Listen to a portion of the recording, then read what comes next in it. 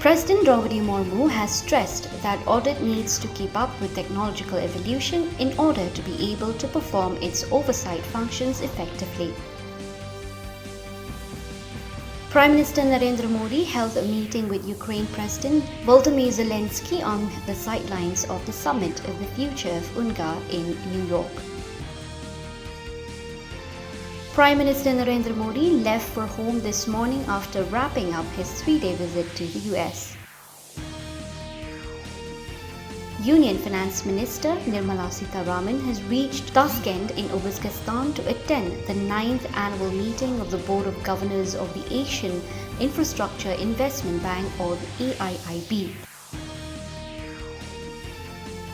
Employees Provident Fund Organization has recorded the all-time highest addition of around 20 lakh net members in July this year, registering a growth of 2.43% in comparison to the same month of the last year.